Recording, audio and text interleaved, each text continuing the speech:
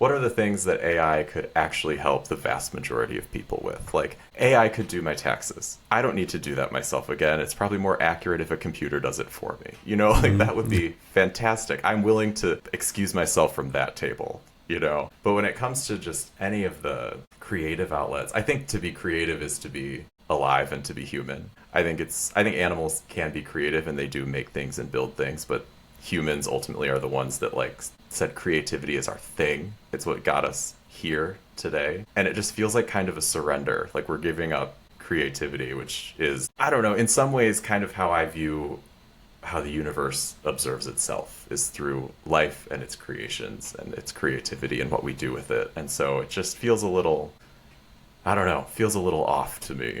I think personally that comedy is it's one of the most difficult art out there. Would you agree with that? I think so. I think it's the one, this happens in every art form where someone sees an abstract painting and they go, I could make that. Or someone, plays a simple tune on a recorder when they're a kid and someone goes, I could do that. And I feel like comedy is definitely one of those things where people see a stand-up act, or especially like an improv show or something, people go, I want to do that. But it's actually such a weird and nerve-wracking and fun and stupid experience. I don't know. It's very interesting. I've lost my train of thought. I forgot what the original question was. The original question was: do you agree that doing comedy is one of the most difficult Yeah. form of arts out there?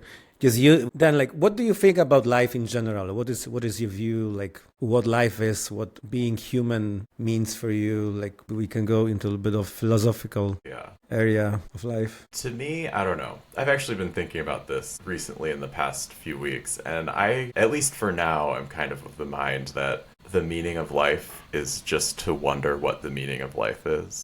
It keeps you curious. It keeps you hopefully humble and kind to people that are also just trying to figure out what they're doing here and what we're all doing here. I guess maybe that comes from just my kind of perspective on most things, which is it's not that serious. So I don't know. That's just one idea that I've been thinking about in the shower before I go run around like a crazy person around the city trying to do X, Y, Z and da da da da da.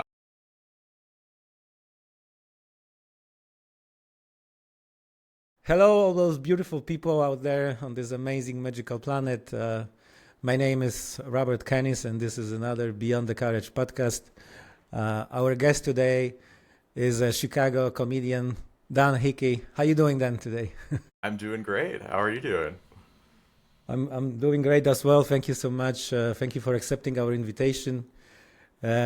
So my first question to you is why comedy? Like, how did it all started? Oh, the why is such an interesting question. It kind of was baked in for me, I guess. I don't know. My dad has a very irreverent sense of humor, and I was allowed to watch shows like The Simpsons and South Park at way too young of an age. So I've kind of always had this like playful view of the world, I guess. I actually started my career as not a comedian. I went to classical music school, which is like the complete opposite in terms of seriousness and structure and all that. And it actually was after I had gone through conservatory and done that and lived for a few years as a musician that I was doing a pit orchestra gig with a now good friend of mine who's a percussionist that was super into improv. And he kind of bullied me into taking my first class at Second City and like jumping in that way. So I was always very open to the idea of like being funny. I used to work as a bartender at a theater and work late night improv shows, and I always loved it. I always wanted to try it, but I never did it until I got bullied into it. So my arm is kind of twistable into doing anything, I guess. So that's how I got started. Would you say that comedy is the biggest love of your life? Is the biggest passion? I would say yes, for the reason that it's the medium that I use, which is to get to my biggest passion, which is just being able to not say whatever you want, but to express yourself in a way that feels good to you, I guess.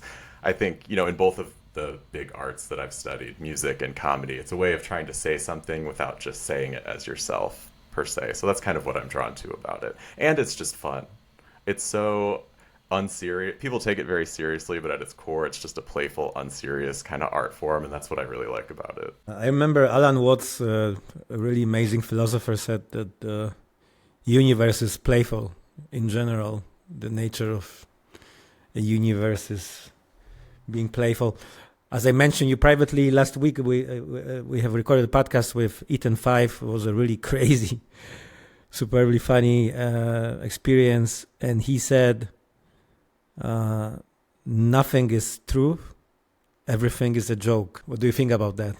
Everything's a joke to somebody, at least, I think. I don't know. I think especially considering the state of the world and this country, especially in the given moment, people take everything so seriously all the time. And I think sometimes you do have to, like, there are things that are serious. Many of those things are happening right now, but sometimes you do have a time where you have to just take a deep breath and say, what are we doing here? Like, not, Exactly. not most of what's going on is not that serious. Most of it's not life or death, so we don't have to act like it is 24/7. Yeah, I totally agree with that. That's beautiful. Have it required a lot of courage in your case to transcend that fear and go on stage and perform for the first time? Yeah, I would say so. I think, especially from my, conservatory classical music training, my performance or my concept of performance for a long time was perfection is the aim every single time. If you miss a note, you'll never work again. If you're not in tune, you'll never work. That kind of pressure from the music world. And so when I first started doing comedy, I had that approach. Like, if I don't nail every joke, if they don't laugh at everything, then I'm a failure and I've ruined it. But that's really not what it's about. And so it was like exposure therapy. The more I told jokes and bombed and then eventually got better, the more I was able to relax. And once you relax is when you actually get good consistently. Yeah, I totally agree with that. And we also spoke a little bit privately, and you mentioned that you have a big project right now going on. Would you be so kind and talk about it? Yeah, The so project? I am a co-host and a co-producer of My Baby. It's a show called Gay for Pay, and it's a all LGBTQ plus comedy variety show here in Chicago. My co-host Mary Fiala and we took classes together at Second City a few years ago. We've been working together as producers for a couple of years now. And it's just a really special show. There's so many amazing, insightful, very talented, very funny queer comedians in this city. And it doesn't always get highlighted. And, you can talk about how comedians should be able to kill in any room, and that's a sign of your skill. But, like, sometimes you do need the chance to, like, do your material and be on stage with people that kind of understand where you're coming from already. It's a very validating experience. And so that's kind of what inspired the show. And it's been going on for this month is 2 years of the show. We're very excited. And it's just been getting bigger and bigger all the time. We started doing, using ticket sales as fundraisers now even. Our show a few months ago was an all-trans lineup. We booked all-trans guest hosts, and it was our best. Wow. It was amazing. It was our best-selling show that we ever did, and we were able to set aside a big chunk of the ticket sales to donate to Brave Space Alliance, which is a LGBTQ community center on the South Side. So it's turned into like a really wonderful community and project, as well as just a super fun, silly little show. That's kind of how it all started, and that's still what it is its heart, but it just became this bigger project, and it's been so fun. So you enjoy it really a lot, right? It's a pure joy, right, to create such a beautiful show, which is resonating with your heart. Yeah, I would say so. And it's interesting kind of running and hosting a show versus just purely performing on one. Like, hosting is such a different skill than just doing a set. Being a producer is like a whole different world that nobody even thinks about at a comedy show because it looks so simple. But the booking people and managing with the venue and all this kind of stuff, it's a lot of skill and work. So I think the work kind of makes me love it more. It makes it worth it to love it at the end. So yeah. So if someone is coming to Chicago this summer, for example, where they can see the show? Yeah, our next one, our Pride Month show is happening at the Annoyance this time. It's our first time at the Annoyance Theater. We're excited. A little bigger space. It's Wednesday night, June 25th at 8 p.m. Nice. Um, so, what else do you do right now besides comedy and producing? Yeah, so I'm still a little bit engaged with my first love of classical music. I was a clarinetist, and don't really perform that way anymore, but I have some students that I teach. I have some. I bring it into the act sometimes. I'm just now in the planning stages of a solo show or a special that kind of talks about a comedic show that talks about my journey through like a musical conservatory and what a weird and rigid and unique experience, but also very kind of fun experience at the same time that was. So I'm kind of working on merging those two worlds together. I think you mentioned in one of your performances that you played this instrument for 19 years, right? It's a pretty long time. Yeah, I picked it up in fourth grade. So I think at this point, probably 20 or more years. Mm-hmm. I've, from my knowledge, I think it's a very challenging instrument, right? It requires a lot of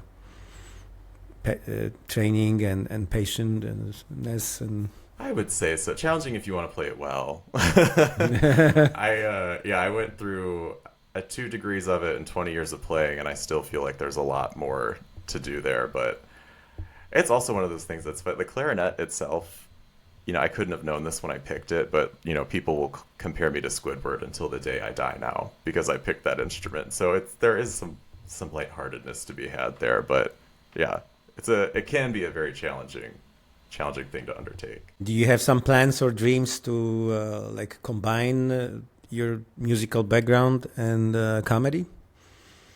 Yeah, definitely. I have a few projects I'm kind of working on. One is I studied improv comedy as well, in addition to stand-up. And so one thing I want to do is take some basic improv teachings and games and apply them to like high school music students that are still very nervous to like really play out or make artistic decisions in their playing. So I'm kind of working on a workshop now that's half improv exercises, just laughing, working on things like making eye contact, having an idea and following it without being super self-conscious, not worrying about failure, those kinds of ideas. And then taking it into, okay, now here's your string quartet that you're working on. How can you take that fun and bring it into this? Very different, very technical skill, but it's still a performance, right? What's the link between those two? Yeah. I also love music and comedy. My two biggest passions. Do you know that musician? His name is Chili Gonzalez, the crazy guy playing on the piano. Not off the top of my head. I feel like maybe I've heard the name before. Yeah, he was able to convince Vienna Opera to perform like a hip hop, really hardcore. The lyrics are really hardcore. Sometimes he's getting on the piano and dancing, in the bathrobe and pouring wine on his head. That's so cool. I have wild daydreams of doing shows like that with the Chicago Orchestra behind me. So I'm glad that somebody is doing that stuff because it's fun to bring that kind of edginess to such a, classical, sometimes austere venue. Yeah, I met an amazing woman, was like 15 years ago in Europe, and he was her favorite musician. He couldn't find his place in States, so he moved back to Europe, and I think he's living in Berlin right now, and all shows are sold out. He's a really musical genius. Such a beautiful, wild persona. So, who is your favorite musician or your favorite kind of music? Oh gosh. If this is a relevant question, because maybe no, it is. It's so I'm almost embarrassed to say it, but this is about being brave, so I'm going to say it. My first kind of thing that got me involved in like music as a concept, and that I still kind of listen to occasionally as a guilty pleasure, is movie soundtracks and like film scores. And specifically when I was a kid, the score to the movie Chicken Run by Harry Gregson Williams. For some reason, when I was a kid, that was like the only soundtrack. It was just amazing to me. It blew my mind. I couldn't stop listening to it. So I started listening to like other stuff that he had done, like the Chronicles of Narnia and all that. And my mom heard me listening to this music and was like, "What are you listening to? Like, well, let's take you to like an orchestra one day or something." And that kind of set it off. And I would say I don't have like a hard, genre or artist that I really listen to now. I kind of take it all in. I can appreciate all of it now, but that was kind of my something that I'll always kind of come back to remember like, oh, this caught my heart when I was young. This is why I still do this. That's kind of my home, I guess. Awesome. I love that. Um, and how do you see the future of comedy? Because it's shifting right now. It's changing. We got all those crazy formats like Kill Tony and people getting together, mixing improv with some other genres of comedy. Yeah. Oh, that is such a. I'm so unqualified to answer that question. I think what I have kind of noticed, both kind of locally and in what you see on social media and stuff, is people are trying to like break the form or break the expectations of like what is a stand-up set, what is a sketch show. And I think like TikTok and social media reels have a lot to do with that. Like sometimes the sense of humor is changing. You have to get to the point faster, which in like a stand-up set is a good thing to learn. Get to the point, get the laughs. But it's interesting. I don't know. I feel like in queer comedy specifically, what I'm really happy to be seeing and that I hope keeps happening is people are less, when they're first starting out, comedians are less hooked into playing with all the tropes of gay people or trans people or bi people or whatever. I think it used to be that if you started stand up as a gay person, and I was guilty of this too, every single joke you tell is about I'm good at clothes and interior design, and you play with those stereotypes because you think, well, this is what an audience wants to hear. And now it looks like we're kind of out of, maybe not fully out of that phase, but moving out of that phase where people are like, actually, I'm a teacher and gay. And so a lot of my materials about teaching, or, people are bringing in their other life experiences. And I think hopefully we're starting to break this bubble of like just telling the jokes that you think the audience wants to hear, and instead just talking about talk about what you want to say and who you are. And I think that's better for the performers and ultimately more appreciated by audiences too. So I hope that's something that keeps going. Yeah, we completely, totally do not judge anyone for anything. We're just trying to be very open-minded and very respectful and show a lot, full tolerance for everyone. Do you think that Chicago's audience is supporting being supporting for LGBT society? I mean, community. In my experience, totally. I can't speak for everyone. I haven't performed at every venue in front of every room, but it's very kind of validating to walk into like a weird mixed room at a venue you've never done before and have it go well. I think people are kind of hungry again just for that authenticity. And if it's someone different than you, I think it's easier to overlook someone being different from you if they're up on stage and they have the talking stick. You kind of, unless you want to stand up and be that heckler and make a scene, you're kind of just, you have to listen to it anyway. So I think people are very open to it here. I think the same, and I think that in general, Chicago is a really amazing and beautiful city. A lot of people say that this is the most unappreciated city in America. So if you compare what it has to offer, and compare what people think about Chicago, it's like what media shows about, the PR of the city is so twist upside down, however we call it. Yeah, I completely agree. And like, especially in terms of like the arts, I think Chicago gets looked over a lot between like New York and LA. But there's kind of this has been this long-standing idea that like Chicago's kind of the playground where it's okay to fall down and get hurt and fail and do all this stuff because it isn't necessarily an industry town.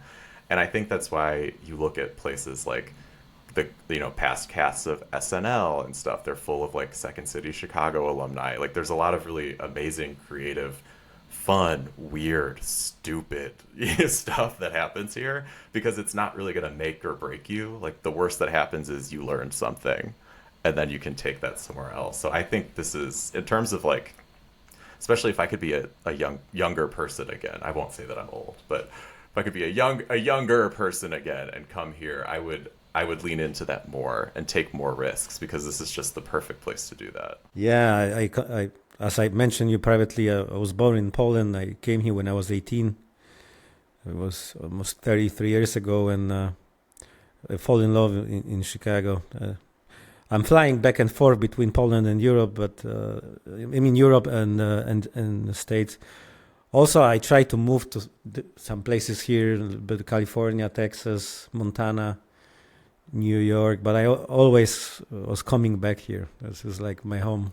I've heard that from a lot of other like people from other countries that I've talked to. I was a few weeks ago. I was at a party and I was talking to somebody from the UK who had lived in several places here and is in Chicago now, and he was saying that it's really like in some ways the best that America has to offer. I think especially in considering what's happening now, this is a good place to be Yeah, for the time being. yeah. Like LA is on fire. Those riots. I mean, I'm not into politics at all. I don't even watch news, but people at some projects I do, they're talking about it too. So. Fortunately, doom scrolling is like my new pastime, so I am maybe too hooked into the news these days. But yeah, it's something about it. It keeps my heart rate up, but it comforts me at the same time just to know what's going. Maybe I just thrive being stressed out, but it motivates me to do stuff to help. So that's good. Hmm. That's interesting. I stopped listening to news completely like 5-6 years ago. And I really enjoy it, like being, like we are focusing on expanding consciousness and helping people and improve quality of life, do a lot of research to talk to a lot of people nowadays. Um, but then, like, what do you think about life in general? What is your view, like, what life is, what being human means for you? Like, maybe we can go into a bit of philosophical Yeah. area of life. To me, I don't know. I've actually been thinking about this recently in the past few weeks, and at least for now, I'm kind of the mind that the meaning of life is just to wonder what the meaning of life is. It keeps you curious. It keeps you hopefully humble and kind to people that are also just trying to figure out what they're doing here and what we're all doing here. I guess maybe that comes from just my kind of perspective on most things, which is it's not that serious. So I don't know. That's just one idea that I've been thinking about in the shower before I go run around like a crazy person around the city trying to do X, Y, Z and da da da da da. So the less serious we are, the better, right? That'd be better for humanity and for our I think so. In a lot of wellness. ways. Hmm. I think obviously when I say like, don't take things seriously, I don't mean neglect all consequences of what could happen from what you're doing. Like if I'm bleeding out in the ER, I want my doctor to take that seriously, But I think there's just so many things that we as human beings, and depending on where you are, your specific society and community have constructed that don't have to be there, that we don't really have to worry about, that if we wanted to, we absolutely could change at any time. Like we made up money. Money was not created in the Big Bang with all of the universe. Like we decided that we want to live like this, and we can absolutely decide to live a different way. So that's kind of, I question it's always been like this idea of existing in life. Like, no, actually most things they've only been like this for a minute in the grand scheme of things. So let's try something else because clearly this isn't working. So let's do something else, Yeah, money is a really interesting invention of humanity, and people believe it in that so much, right? Yeah, it might be the only thing we've invented that people value more than humanity. It's crazy. I know. Maybe I'm just saying that because I've never had any money. Maybe this is just deep-seated jealousy, perhaps. But I don't know.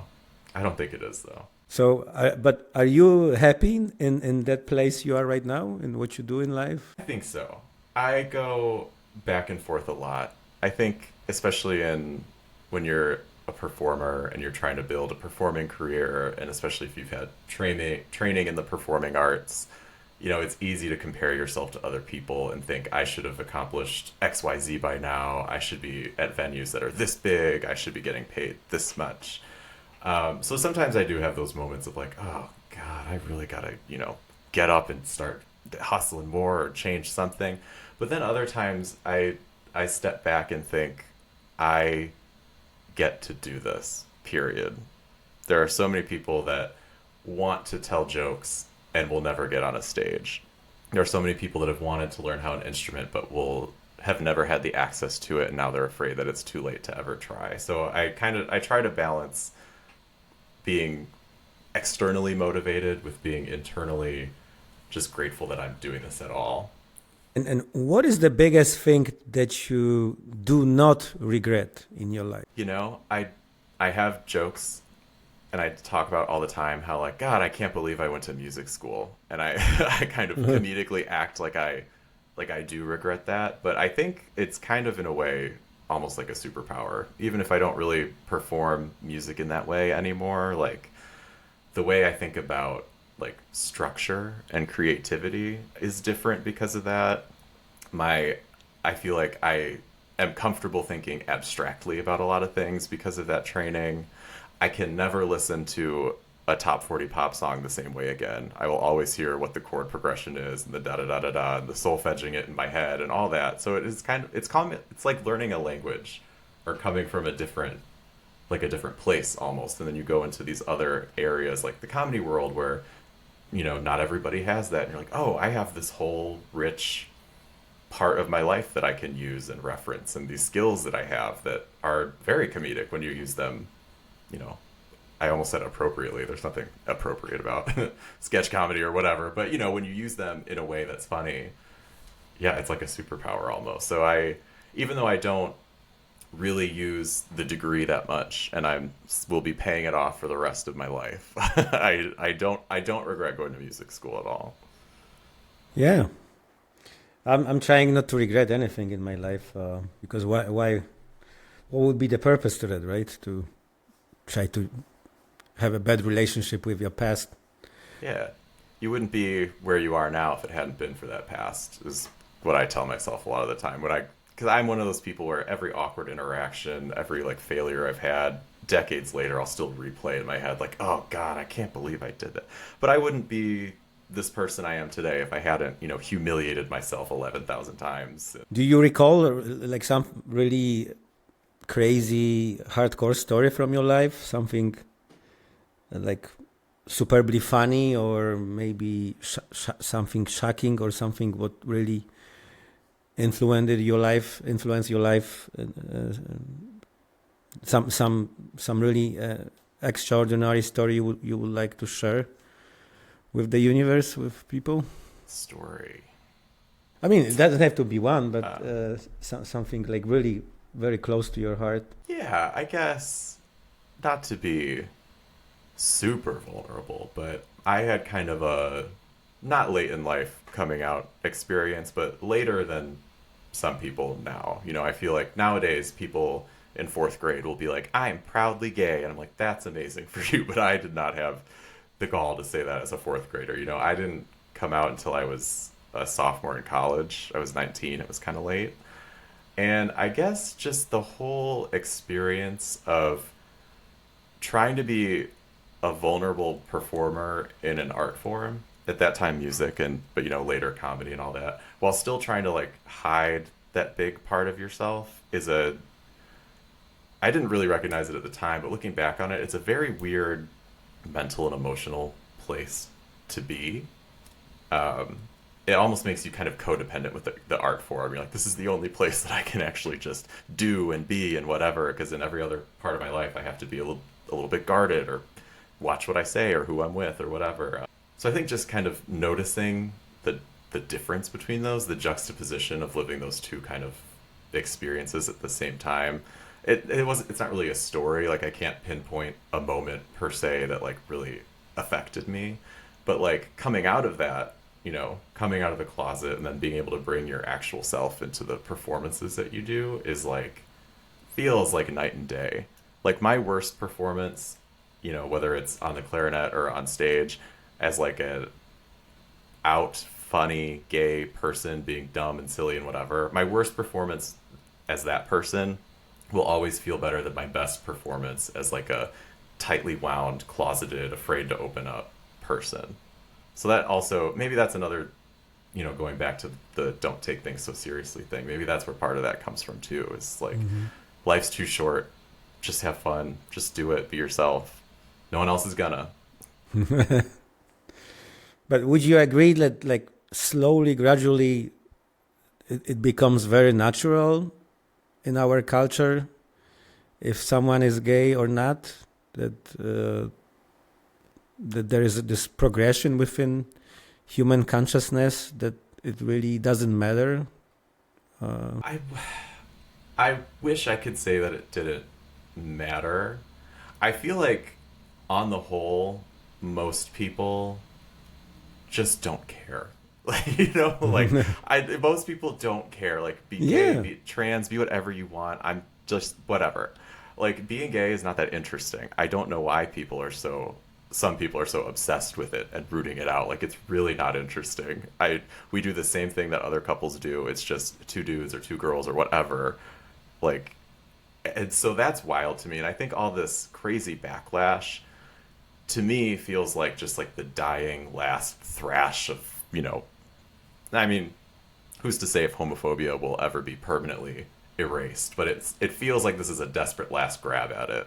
So I hope that people just move to a space of not caring that much either way. Yeah, I think if you go some threshold like of consciousness that you open your mind and your heart, and you can love everyone, and you can respect everyone, that it really doesn't matter. Like a lot of young people nowadays, my kids or kids of my wife, they're 17, 18, and they don't even know what is their sex. If it's they are so confused nowadays. They like, and when we talk to them, they say like, okay, why we even have to decide who you are? We can be just be, right? Just enjoy life and dance beautifully, widely life. That's how it should be. I feel like, there's all these different labels and terms now for, every shade of sexual and gender orientation under the sun, and I don't even know them all. I consider, I consider myself an advocate, but I don't know them all. I would fail that pop quiz. And for some people, the label is very helpful. Like, it gives them something, it helps them find a community. If there's a word you can Google, you can find other people that are like you. On the other hand, I think that's valuable, but on the other hand, it's not that serious. It doesn't matter. If you are happy with who you are and no one's trying to interfere in your life because of that, then I don't think you have to put a label on it or know exactly what it is. I think it can also change later. I've known people that have dated the same gender because they were confused and they thought they were bisexual, and they did that for years, and then later they're like, I think I'm mostly straight actually, but just experiment. I keep coming back to this idea that like no one should care that much. Yeah, totally agree.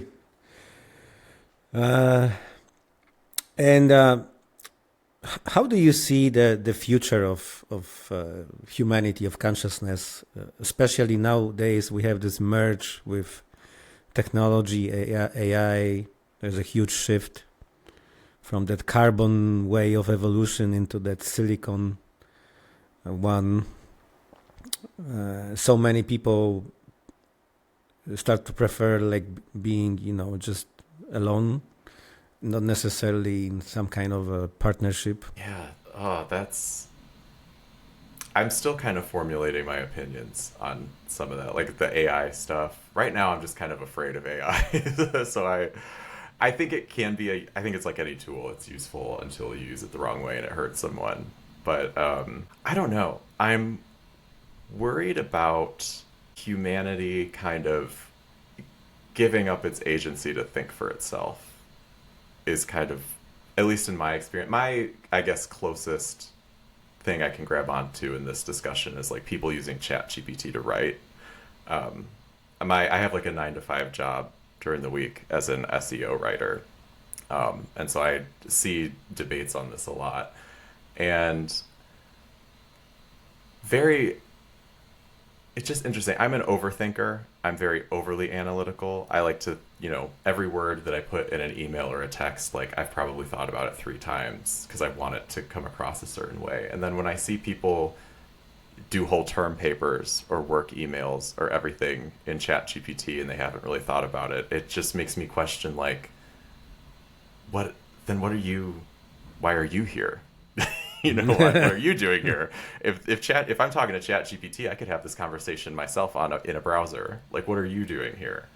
And so I think, who's to say what that integration will look like in a year, 10 years, 100 years, who knows? But I think as long as humanity wants to continue to have a seat at the table, then I guess it's okay. I don't know. There's so many unpredictable factors that it's hard for me to even picture like what the future would look like. But yeah.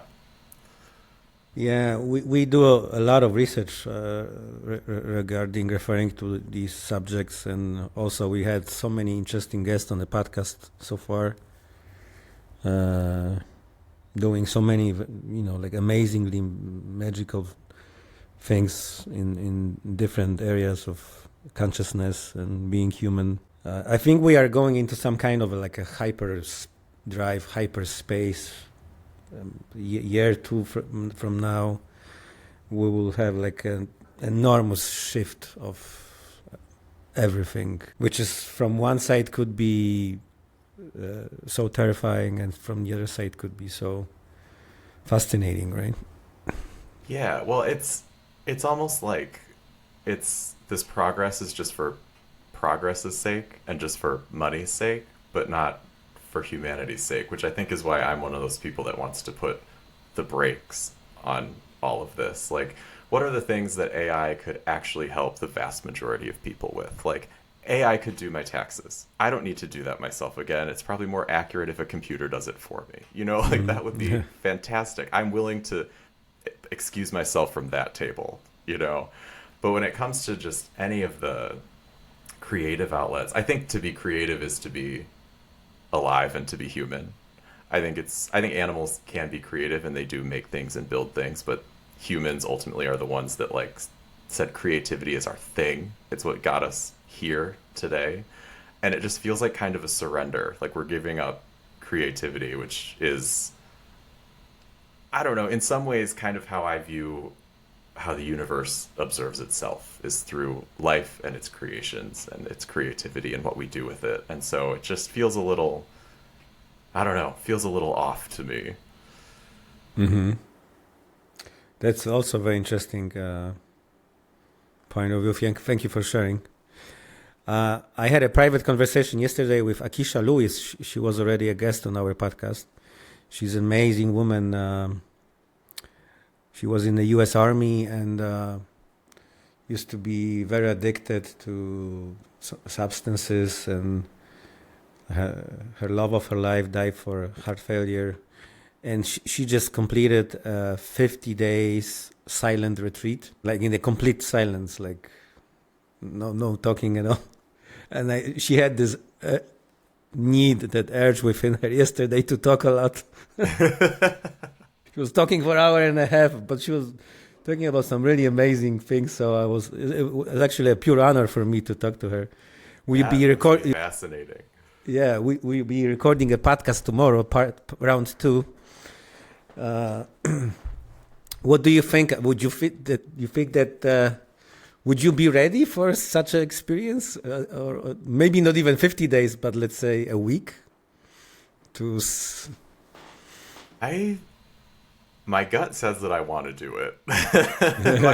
My brain says maybe you are too loudmouthed and too talkative for that. But I think it's very interesting. I don't know. All of these complex words and phrases and thoughts like that I say out loud, like I haven't said these out loud before. I've thought them all, and thought on them for a long time before I have spoken them. So in that way, it sounds kind of nice to have like a intellectual incubation period, I guess. But on the other hand, I'm such a loudmouth. If I have a thought, I need to express it immediately. And so the buildup, I think, might get me after a while. What I have always wanted to try is one of those anechoic chambers that's like completely, like no sound can get in or out. You're talking about the sensory deprivation thing, right?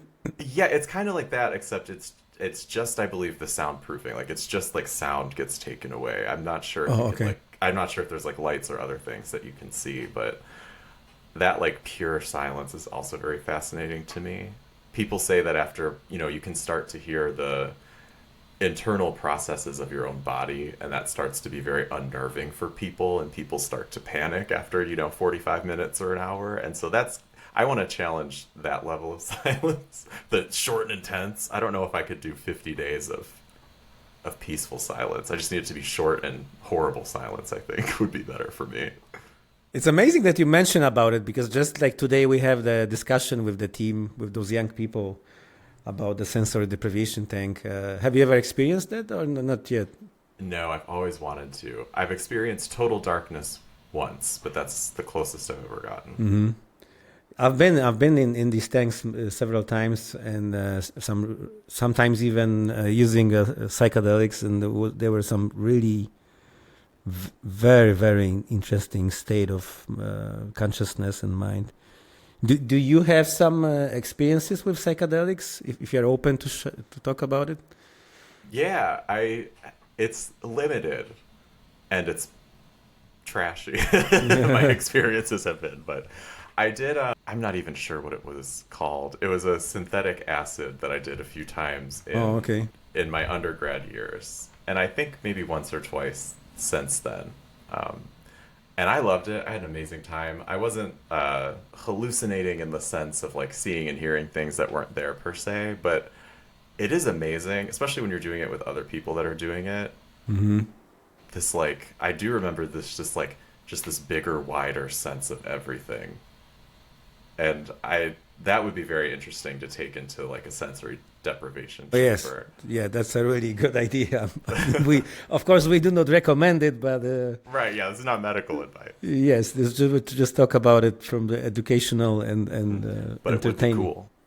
Yeah, a lot of our guests on Beyond the Courage are really titans in psychedelic areas.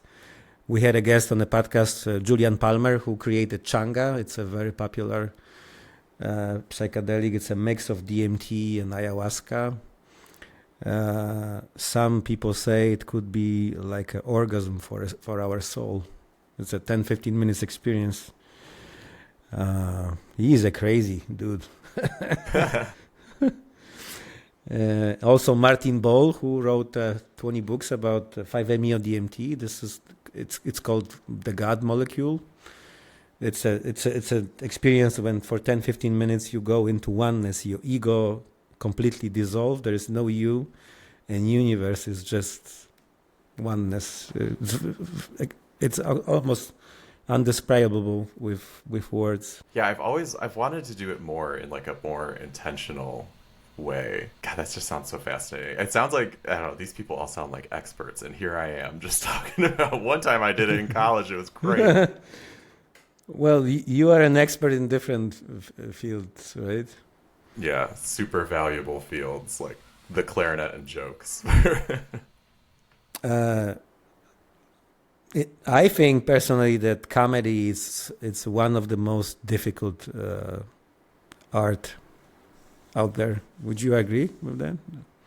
I think so. I think it's the one, this happens in every art form where someone sees an abstract painting and they go, I could make that. Or someone, plays a simple tune on a recorder when they're a kid and someone goes, I could do that. And I feel like comedy is definitely one of those things where people see a stand-up act, or especially like an improv show or something, people go, I want to do that. But it's actually it's such a weird and nerve-wracking and fun and stupid experience. I don't know. It's very interesting. I honestly, I've lost my train of thought. I forgot what the original question was. But, The original question was: or, do you agree that doing comedy is one of the most difficult yeah, art form of arts out there? Because what you do, you make people laugh, and when you make them laugh, you raise their vibration, and they become more happy, and they enjoy life more, right? In yeah. general. It is such a feedback loop, and I think that's another thing that makes it harder than people realize is the written material is not the end of the art. It's also the performance of it, including your relationship with the audience. And so I think that's what makes it really difficult, because it's not like you're just up there as a performer and there's this wall and here's performer and audience. Like, it's a very porous connection, and part of being a good comedian is like working with the audience too. And so I think that's something that a lot of people don't think about. They'll think, I'll just go up there and say the funny idea I had a week ago, and people will laugh, and I'll be amazing. And I mean, that's how I started. That's what I thought I was going to walk in and do. And boy, did I get humbled fast. But yeah, it's very interesting. You really have to, like, you do, in a way, when you're performing at least, have to remove yourself a little bit from it, so that you can have this bird's eye view of like everything that's happening in the room, and like, is what I'm saying resonating with these people? If it's not, I have to change, right? Because there it is, that vibrational connection. Like, if I'm nervous and bombing and I don't know what I'm going to say, the audience is going to get uneasy and be like, why am I here? This guy sucks, you know? So you have to be everything all at once when you're doing a great comedy show. And a lot of the times it just happens. Like, if you go up there with the right energy and you're prepared but not too prepared, and you're ready to just like have fun on the stage with people, not for people, with people, then it comes very naturally and easily. But I think it's just that mindset shift is very hard for some people to deal with when they first start doing it. It was hard for me, definitely, but thankfully I am taking myself less seriously these days. Yeah, like I have mentioned before to you privately, I was lucky enough to met a lot of superbly talented comedians, especially in Europe, and I spend a lot of time with them, and they are just amazingly open-minded. And I also think that comedians have a superbly important role in our society to transcend the cultural taboos, right? They are like on this like a head which is drilling on the front, in the front of consciousness, and transcending all the time our weaknesses, our fears, and everything and beyond. Yeah. Well, I think it just comes down to the best comedy is just crystal clear honesty. Whether it's honesty about something about yourself, something about yourself and another person, something that you've seen in the world, you know, that's just what makes it real. And I think that's what makes it touchy sometimes. And you can tell when someone's trying to push boundaries and be provocative just for being provocative's sake. And you can tell when someone's pushing that boundary because it's their actual experience that they're talking about. And that's why we're approaching this taboo subject. You know, like, people will talk about how there's certain things that should never ever be joked about. And I'm one of those people that would say almost anything can be joked about if it's told in the right way and coming from the right perspective, I guess. But I also don't always agree with, you know, putting comedians on a pedestal as these like philosophers of our times, because half the time we're on the bus on the way to the show jotting down our thoughts 5 minutes before we go out. Like, we're not we're not trying to necessarily be the heart changers and the mind changers of society. I think it happens kind of organically that way a lot of the time, but I wouldn't give myself that much credit, at least. Do you have like someone someone out there who you consider as a really important philosopher of our times? That's not really a person, I guess, but something I've been and a kind of, I guess, kind of a niche interest of mine the last few years has been like astrophysics, which sounds like kind of a crazy thing to say. Well, and what, no, not for me. That's for us. Well, like the actual like math part of it, far over my head. Like I don't understand that, but like at least conceptually, I can understand what they're talking about. And what I like so much about that field is that it's kind of half science and discovery and half philosophy. Like every breakthrough has this follow-up question of, and what does this mean for humanity? And kind of just following like the science of space, I guess, is kind of my philosophy. I we can't say for sure how or why the universe started yet. If it was just a atomic, subatomic fluke that started the Big Bang, then like how lucky are we to be here at all, right? Let's make the most of it. Yeah, I don't know. That's just kind of, it keeps me up at night, but in the good way. Like, I don't want to die, not because I love this life that I'm living, but because I want to know what happens next. Like, how does the universe end? What are we doing here? Like, I want to know the answers to those questions. So that's kind of my like guiding philosophy, I guess. I don't know. Would you say that we are gods or creators of or co-creators of this reality? I think so. I guess I would say that. I feel like, if you adopt the mantra or the mindset of life's a stage and we're all actors that have a part or whatever the saying is, I kind of think of it as we're all just kind of doing a giant improv scene on this planet the whole time. And whatever we do next, we have to run with it because we said it and we did it. And it's going to be stuck there and we have to deal with it somehow. So I think we are, as a species, kind of writing our own narrative as we go on the fly and kind of creating what comes next, even if we don't know it at the time or consciously feel it while we're doing it. Yeah. Well, when you smoke 5-MeO DMT, Bufalvarius, in some cases, it shows you, if you are ready for it, how you create yourself from the very scratch. Even the womb of your own mother, it could be shown to you, which could be, Curious, shocking. But maybe not that curious. I think personally that we are gods, that we create or at least co-create reality with some kind of a higher power, just trying to enjoy it and expand and experience. And I think personally that life is really beautiful and magical. Would you agree with that we are completely free and we can do whatever we want whenever we want? I think if we stopped messing it up, life would be perfectly beautiful. But I think that's also kind of the beauty of life, is the mess too, right? For better or for worse, we get to decide sometimes how beautiful it is. Yeah. The chaos and entropy is a key factor of of this universe. Then can we take just like a 1-minute break? I gotta go to the bathroom. Yeah, totally. Thank you so much for such a beautiful, open-minded conversation. I hope that you enjoy it.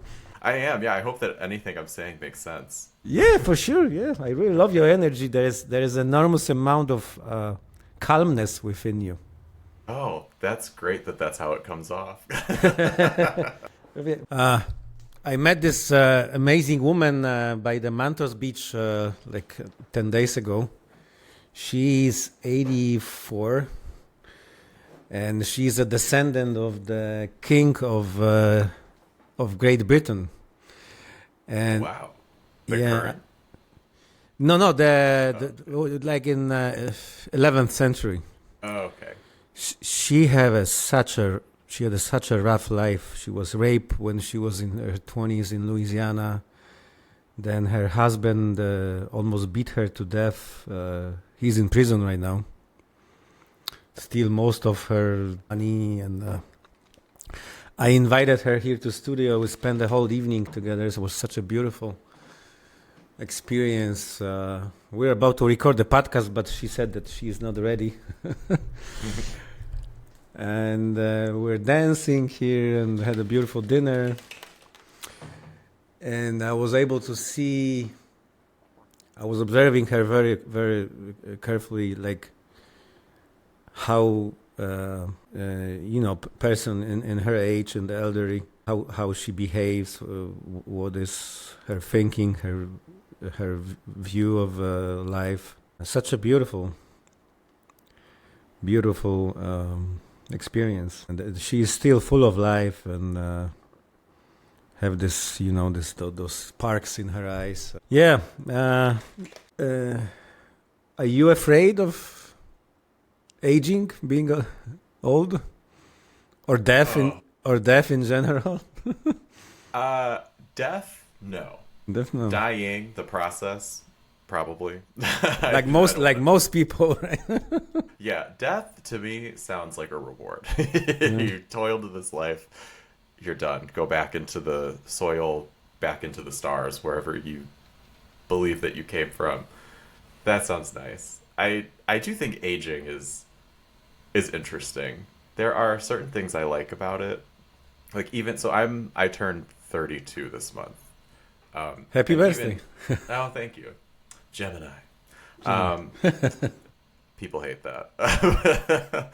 But even now, there's things like, even at this age, which I'll be brave and say that your 30s are young. I would still consider myself a young person. I know everyone on TikTok that's 19 thinks I'm 1 foot in the grave already, but there's even things I'm noticing in myself that, like, you think of, like, oh, that's an older person thing when you're young. There's the stereotype of old people just say what they want. They don't care what you have to say and blah, blah, blah. And I was like, I don't know if that's true or not. And yet here I am pushing 32 being like, ugh, I don't care. I'm just going to say what I want. Like there are certain, like, getting older feels liberating to me. Yeah, for sure. And maybe it's just because I'm one of those unfortunate people that almost exclusively learns by mistake. So I've made a lot of mistakes in life, and now I don't have to be afraid of making those mistakes again. So I feel every day prepares me to have a better day later, I guess. Not a Well, fan of the back pain, though. That I don't need. But well, I'm going to be 50 a month from now exactly. happy early birthday. Oh, thank you, and I really enjoy, this age. Like kids are already grown up, and you gain your freedom again. Yeah. Well, it's so funny. I feel like every time me and my friends kind of collectively, over the course of 3, 4 years, like all move up from like 20s into 30s or whatever, I feel like the conversation always becomes, well, your 30s are like the new 20s, and then everyone turns 40. And you're like, well, your 40s are like your 30s. So I don't know if we're actually learning or if we're all just deluding each other into thinking we're still young and vital, but Yeah, like Akisha said yesterday, the woman I mentioned you about, it's all an illusion. It's just a game. It's just. Would you agree that life is a game? That is, we play this game, and there is so many levels and options, and like probably unlimited, and infinity is a really really long time, right? yeah. Yeah, I guess it is kind If of you think it's about it. yeah. I think it is oh god, I've fallen down so many YouTube rabbit holes exploring what infinity really means that it blows my mind. But I guess I do kind of think of life as a game, but I think it's a game that you also don't have to play all the time. You know what I mean? To me the game is more of like the societal expectations and the social structures and the what should I do instead of like, well, what do you want to do? I oftentimes like playing outside of the game is how you win the game, I guess. I don't know. It reminds me of this conversation, this discourse happening online now of how Gen Z young people are throwing around the word cringe to refer to millennials liking things and enjoying themselves. Like, that's so Hmm. cringy, that's so lame, that's so whatever. And it's like, the millennials aren't the ones bothered by that. The Gen Z that is policing what people are allowed to like and what's cringy or not, seem miserable. So I don't think that you really are playing this game correctly. Do you still feel under the pressure of society, or you freed yourself from those? I think I think it's something I struggle with. I think a lot of people do, but I think every day I feel less burdened by those expectations. The my dream relationship that I always thought I had as like a closeted kid never happened, because I'm gay and now I've learned I don't want to get married and all those things. So like marriage is not a milestone that I have to compare myself to other people anymore. I had a complete career and artistic focus change right before COVID. So in some ways, even though I'm 32, I still feel like I'm in like the beginning of this career still, which is a different milestone than other people in their 30s that have been out of college for 10 years already. Like they may not feel like they're still in the beginning of their career. So I think it's just by virtue of my circumstances, I've kind of been forced to let those things go because God, I would be miserable if I was still comparing myself to like, the picture perfect, married at 26 with 2 kids and a dog. Yeah. Like that, I can't, it makes me want to throw up. Not only am I glad I don't have to hold myself to that, I'm so glad that my life isn't that. Like if your life is exactly what you thought it was going to be when you were 6, then you probably are having not that fun of a life because you don't know what you want that early. Yeah, I completely agree with you. It's the first time ever in my life. I mean, I have a partner, she even a wife. She is in Europe. Haven't seen her in a year, and this is like kind more like a friendship than like a classic partnership. And for the first time ever in my life, I spend a lot of time alone and here in the studio doing the podcast. Kids are gone. And it could be really very enjoyable having this space for you and discovering new areas of being human, right? Alive. Yeah, I spent the last 4 years living by myself and 2 of those years not being in a relationship of any kind. So I definitely love and appreciate and feel comfortable with alone time. Actually, I just moved this weekend into an apartment with my partner. It's my first time living with a partner ever. So now I'm like, oh wow, alone congrats as well. Thanks. Yeah, it's been a lot of together time so far, but I think we'll find our rhythm eventually. That could be a challenge for sure. Yeah. So far, so good. I've seen some of your performances, your bits. Your comedy seems to be like very, very gentle, and people are laughing. Like they really enjoyed your gentleness, smoothness, gentleness, however we call it. That's a funny thing because that's something that I don't try to perform that way. That's just something that several people have told me, like, you're just so candid. Like that's the word people use a lot of the time. That's a really good word to describe it. Yeah. And I guess when your life is a joke, you don't have to worry about the punchline so much because you just have to talk about what happened and then people laugh. But yeah, I think it goes back to the idea of like, good comedy being honest. Like I'm just talking about what happened. Like to me, it's not even necessarily a joke. I'll just say like, then this happened, and then people laugh. I'm like, oh, okay, that's funny. You kind of have to. It's a two-way street. The audience will tell you what's funny. It almost doesn't matter what you think sometimes. Yeah, the audience is a harsh judge here, right? Can't live with them. Can't make money without them. So you gotta figure out how to make it work. As far as I remember, we named the podcast with Nick Sandek, the comedian from Australia. Life is a joke, death is a punchline. Oh, that was the title. Just a super long setup and a permanent punchline. Yeah, and his story is like superbly funny. He was like 7 years ago. He was a comedian, and he went for a first ayahuasca experience. That's a really powerful psychedelic. And ayahuasca, the spirit of ayahuasca, told him that he's wasting his life with comedy. That comedy is eating his soul. So for next year, he was taking ayahuasca every week. And then after that, for another 6 years, and imagine that not much changed. So he decided to come back to comedy. Well, that's what I'm saying. Learn by mistake. I make them all the time, and then I know for sure. Yeah. And now we are creating this panel, as I mentioned you before, with those comics in Europe. We will be talking about everything. If you would like to join us, be more than happy to, uh, yeah, to have you on board. Absolutely. Do you have some favorite place here in Chicago where you love to perform, or where you like when you love to go to see some new comedians, new shows? Very partial to, we were talking about this a little bit earlier. I'm very partial to the Bug House Theater on Irving Park.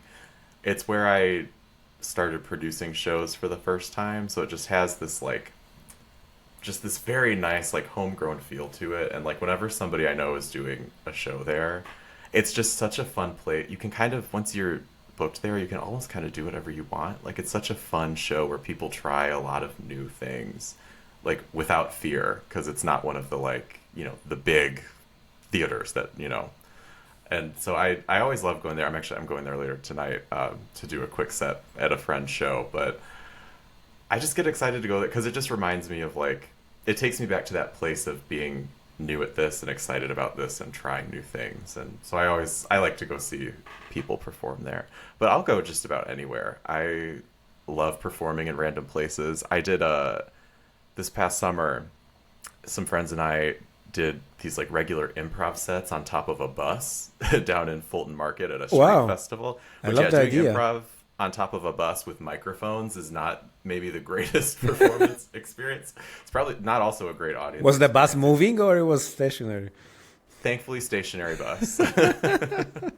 But it was just all these people, you know, having their like dinner outside on a Friday at 5, like happy hour. Wow, can't wait to unwind. And then here we are doing improv with these loud microphones on a bus right next to. I felt kind of bad, but it was free, so but yeah. Yeah, like you mentioned improv. Not many people realize that Chicago is probably the most important city on this planet referring to improv. There's so many schools here. Yeah, pretty much any new person you meet, there's a 50-50 chance that they've said yes and at some point in their life. What is more challenging for you? Is it improv or going on stage and do a stand-up comedy? They're both challenging in different ways. I originally started with stand-up first because I was very intimidated by improv and the feeling of like, oh, if I make a mistake, then I'm bringing like a whole team of people down. That wasn't something I wanted to be responsible for. You know, at least in stand-up, if you bomb, that's on you, and you can fix it yourself and work on it at your own pace and all that. But it's interesting. I think they're both challenging in different ways, and that you both get better. You get better at both of them by just doing them over and over and over and over again. And I think that's something that people kind of forget about with comedy is like it's about the reps. No matter what avenue you're choosing to perform, like you're only going to improve by like doing it over and over again, listening back, rewriting it. What did they laugh at? I'm going to do more of that the next time, you know? So it's, I would say improv is more challenging of a mindset to get in. I have to kind of take my time and not necessarily warm up per se, but get myself in like a good mental space to like listen and feel creative. Whereas like a stand-up show, a lot more of the effort goes into the writing and the testing the material. So yeah, I don't know. They're both hard. But they're both very fun. I love them both. I would never do just one or just the other. So your process of creating bits, comedy, jokes, how does it look like? It's different every time. Every time? Like. I'm not one of those people that has like a process and a method. You know, I'm kind of the most regular thing I do is, I don't know, when I'm trying to go to bed at night, like laying in bed with the lights off is all of a sudden when my brain decides to work. I think because that's just when I've let go of the day finally. So I keep a notebook by my bedside table, and just as I'm falling asleep, we'll turn on the lamp and like half asleep scribble down something that makes no sense in the morning. A little bit of sense in the morning. So in the moment when the brain is like right before the sleep is a theta state of consciousness, right? When you... Yeah. Which is very creative at some point, right? Yeah, I would say it's not where all of my creative ideas come from, but it's in that state where I allow my brain to just play out the idea before I try to edit it or write it down necessarily. That's very interesting. Mm-hmm. So so like I've had kind of those like half asleep kind of dreams where like in the dream I'm delivering like a full minute of stand-up material. Like the dream is me actively talking about ideas that I've been thinking about. And I can never, of course, remember it and write it down, but like that is kind of where I subscribe to the philosophy of letting things marinate. Maybe it's just because I'm a horrible procrastinator. But I just like, I let things sit for a long time. And then when it comes out, I don't always have to do a ton of reworking. Sometimes I do. Like everything can be polished and improved, but usually the longer I sit on it, the better it does on the first try than something that I'm like forcing myself to squeeze out and perform. And like, what inspires you to create or transcend new ideas to go even deeper or beyond your fears, your weaknesses, your limitations of our mind and heart? I'd say I've kind of come up with this idea of I've assigned different parts of my brain different roles. And so there's the creative, just idea generating side, and I think that's where more of the like vulnerable personal stuff comes from. Experiences about being gay or stories from music school or my upbringing or whatever it is, like that's where like the idea comes from. And I think something that I've gotten better at, but I'm still working on, is then saying to that part of my brain, all right, your job is done. Now it's time for the other side of my brain, the analytical, the writing, the punching up that doesn't care about your feelings. Is it funny? Edit it. Like it's time to work now. And so, yeah, I guess I kind of approach it that way. At first I used to think like everything has to be so organic and artistic, and if it's funny, it should just come naturally perfect the way it is. And that sounds so crazy to say out loud. And it's even crazier to try and do because you'll never be happy with anything that way. So I've learned to like stop editing myself as I'm creating, but then also to stop being so emotionally attached to things after it's on the page, because then it's kind of like it's business time then. That's very interesting as well, that like switching from one side of the brain, this creative and analytic part. We named this podcast Beyond the Courage. I would love to ask you. I think we had some. Sorry, I tried to plug in my charger and it made me disappear for a second. Okay, but that's fine. I think I'm back now. I unplugged it. We named this podcast Beyond the Courage. I would love to ask you, how do you understand courage, and how do you understand going beyond the courage? For me, being courageous has more to do with me doing the things that I have previously told myself you can't do or you shouldn't do or you're not good enough to do. I'm not always so held back by external perceptions and ideas of what I should do. But I, for some reason or other, I do have like a wall inside me still. It's lower and lower and getting ground down more every day. But I do still have this idea of like, you can't talk about that. You can't say that. You shouldn't be applying for that festival or whatever. Like, you're not there yet. And so for me, it's just the courage is saying, screw it, I'm going to do it. And just see what happens. I love that. So just keep going, right? Yeah. Well, again, I learn by mistake, so step. I'll never make a mistake if I don't say yes to something. So we always ask our guest one repeatable question, which sounds always very different because our guests create this question. This question is always mostly a very big challenge. If you could ask through us, yourself, one question, which is the most important, ultimate question for the core of your heart for now, what that question would be. And usually our guests they say they need some time to think about it. Unless there is something popping up to your heart, to your mind instantly. So the question is, what is the question that... Sorry, I'm trying to understand the concept before I answer. What would be the most ultimate questions you would like to be asked? Yes, to show the deepest core of your beingness, of your heart, of your who you truly deeply are under all layers of beingness. That's not something I've thought of before. I think it would have something to do with, I guess, well, this is what comes to mind right away. Mm-hmm. It would be, I guess, to keep it simple, I would ask, are you ready?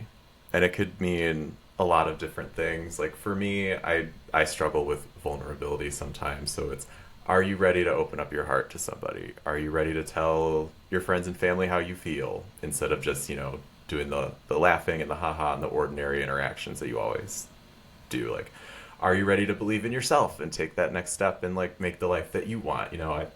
I think I tell myself a lot, I'm not ready yet. I'm not ready yet. But at the end of the day, like, I don't know. Sometimes maybe it's a dumb question to ask because sometimes you don't have to be ready. You just have to do it. But I guess that's something that would define me. That's a beautiful question. So I'm asking you, are you ready for whatever? What your biggest dream, your biggest desires are right now, your biggest needs? Are you ready? I'm ready. I won't know whether I'm ready or not until I'm in it and doing it. So let's go. And what do you do, at the end? I would like to ask you, what do you do on daily basis to stay happy, to be healthy, to enjoy life in general? Oh, this is something I've been working on a lot lately.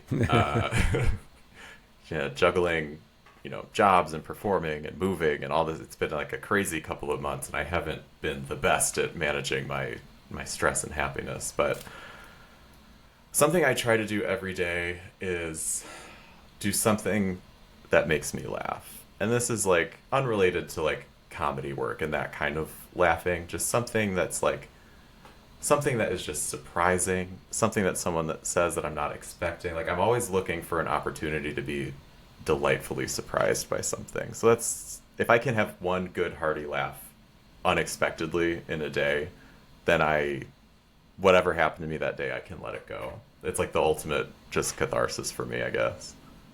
I love it. It's beautiful. Very beautiful. And also I'd like to mention that as a Beyond the Courage, we support this amazing foundation, which is called Gift of Heart. For almost 40 years, a group of amazing people have saved a life of 1,400 kids. It's based here in Chicago, in Schiller Park. We have published on our European channel a conversation with Ivan and his mom, based on their story. There's a movie called 20 Days in Matripol, and the movie actually got an Oscar award. It's such a touching story. A bomb just fall down on their house, and he was fighting for his life for 2 years. So we will place all the links in the description. If you can, guys, please support vulnerable ones and the one who needs help. Is there something else, Dan, you would like to add? Because you mentioned you got to go by 7 that you're performing tonight. And is there something else you would like to add to this conversation? Maybe a couple words. What would be your advice for people who are dreaming about getting into this universe of comedy? Just do it. You just got to do it. Sign up for that class. Go to that open mic. Yes, it might be horrible, but everybody does it. It's step one is just doing it. And the thing that separates the people that make it in the long run from the people that don't are the people that make it just keep doing it. So even if you're anxious, even if you're afraid, even if you think you're going to bomb, you probably will your first time. But that's the point, So just do it. Just rip the Band-Aid off and go for it. That's what I would say. Yeah, that's a beautiful conclusion of our conversation today. Thank you so much, Dan. Dan Hickey was our guest today. Such a beautiful conversation. Have a beautiful, magical evening, and I hope that the new life, moving into the new place, will work perfectly for you guys. Yeah, fingers crossed. And And we would love to see you again in the future. Maybe you can come to the studio, or maybe we can drive around Chicago, or maybe can meet in some place in the club and talk more about comedy and life. Thank you so much. My name is Robert Kennis. It was another Beyond the Courage podcast. Please send us comments. Who would you like to see as our next guest? Thank you so much.